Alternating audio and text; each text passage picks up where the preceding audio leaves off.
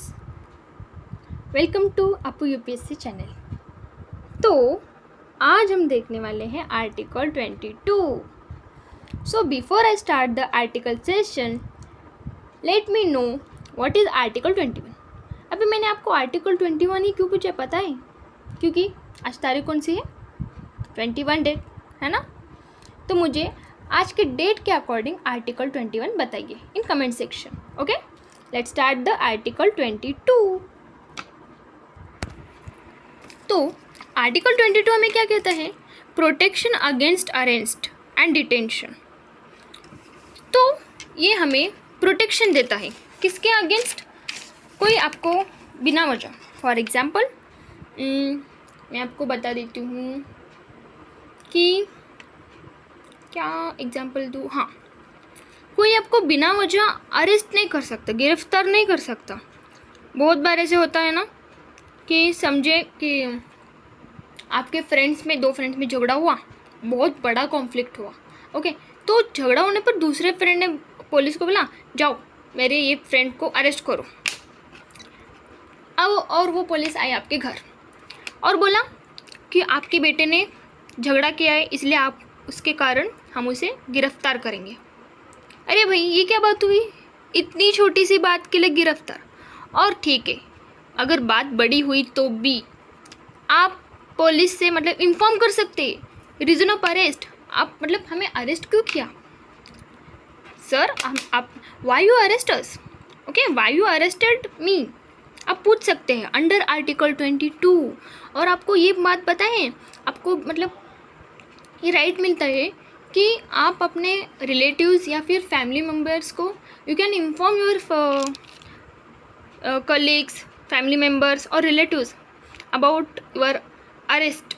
Okay, अगर आप jail में गए हो तो आपको ये राइट है कि आप इन्फॉर्म कर सकते हैं बिना वजह, बिना किसी को बताए आपको इसे उठा नहीं जा सकते। ओके, तो ये क्या करता है? आर्टिकल 22 हमें प्रोटेक्ट करता है against arrest and detention. Police should be informed the reason of arrest. Police की ये रिस्पॉन्सिबिलिटी बनती है कि वो आपको किस बात पे, किस रीज़न पे अरेस्ट कर रही है, ये आपको बताए। तो ये हो गया आर्टिकल 22। ओके, तो नेक्स्ट आता है article 23। Prohibition of traffic in human being and beggar, forced labour. आपको पता है आर्टिकल 23, इसके पीछे का जो हिस्टोरिकल बैकग्राउंड है ना, तो इसके पीछे का historical background, let's discuss the historical background. ये हुआ था शुरुआत अफ्रीकन स्लेवरी। ये अफ्रीकन स्लेवरी क्या कंसेप्ट है? राइट, अफ्रीकन स्लेवरी ये कंसेप्ट है, ये जो ब्रिटिश लोग हैं ना, ये ब्रिटिश, मैंने आप हर बार में यही बोलती हूँ, ब्लास्ट ब्रिटिश। राइट, ये ब्रिटिश लोगों ने क्या किया? हम तो गोरे हैं, हम काम करेंगे तो हम काले पड़ जाएंगे, इससे अच्छा हम काम करते हैं, हम अफ्रीका से स्लेव्स मंगवाते हैं। क्यों? क्योंकि अफ्रीका के लोग, मैं इधर कलर, मैं ऐसे स्पेसिफिक कलर से डिस्क्रिमिनेशन कर, I don't want to discriminate on the basis of colour, but it's a truth. Okay, जो ब्रिटिश लोगों की सोच थी, जो गलत सोच थी, मैं उसको एक्सप्रेस कर रही हूँ कि ब्रिटिश लोग कहते थे हम तो काले हैं, हम तो गोरे हैं, हम कैसे काम करें धूप में, हमें तो टैन हो जाएगा ना। राइट, तो ये ऐसी बात है। तो उन्होंने मंगवाया अफ्रीका से स्लेव्स, पता है? और अफ्रीका के स्लेव्स कैसे पता है? कम सैलरीज पे उन्हें काम दिया अफ्रीकन स्लेवरी को। ओके, तो ये बात हुई। तो एग्जाम्पल क्या है? स्लेवरी, प्रोहिबिशन ऑफ ट्रैफिक, लोगों को बेचना, ज़्यादा पैसे दे के लोगों को बेचना, ये बहुत होता था इंडिया में। बेगार मैंने फोर्स्ड लेबर, पता हो गया? तो ये क्या हुआ? फोर्स्ड लेबर ये बैन हो गया इंडिया में, स्लेवरी बैन हो गई आर्टिकल 23 के तहत। अगर आपको कहीं दिखाई दे रहा है तो आप आर्टिकल 23 के अकॉर्डिंग आप बोल सकते हैं उस पर्सन को कि चाचा, या फिर जेंडर डजेंट मैटर, चाचा या चाची, तो चाचा जी आपका आर्टिकल 23 वायलेटर है। ठीक है, आपने उनको बता दिया, तो आप उनको ऐसे बोलिए कि आप सुप्रीम कोर्ट जा सकते हैं डायरेक्ट, क्योंकि आपको आपका जो आर्टिकल 23 है वायलेट हुआ है। आप डायरेक्ट सुप्रीम कोर्ट को अप्रोच कर सकते हैं। मैं हर बार बोलती हूँ, मैं लास्ट स्टेटमेंट ऐसा क्यों बोलती हूँ कि सुप्रीम कोर्ट को अप्रोच कर सकते हैं? क्या ये मन से बनाती हूँ? No, it's mentioned in our constitution article 32, जो हम आगे जाके पढ़ने वाले हैं।